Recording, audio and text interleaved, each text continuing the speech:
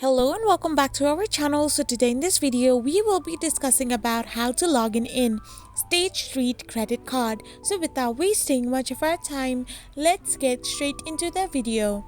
So first and foremost, all you need to do is simply tap open a web browser of your preference and type in the URL www.statestreetbank.com.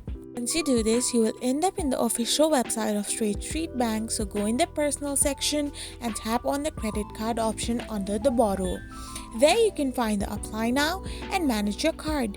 So simply choose between one. Here we have to choose manage your card to log in and hit the continue button. So once you do this, you will be redirected to this page where you need to type in your username and tap on the login button to get access to your credit card.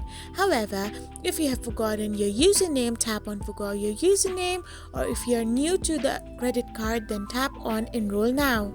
I hope you found this video helpful, so don't forget to hit that subscribe button and do give us a thumbs up. We will be back again with these informative videos. Thank you for watching.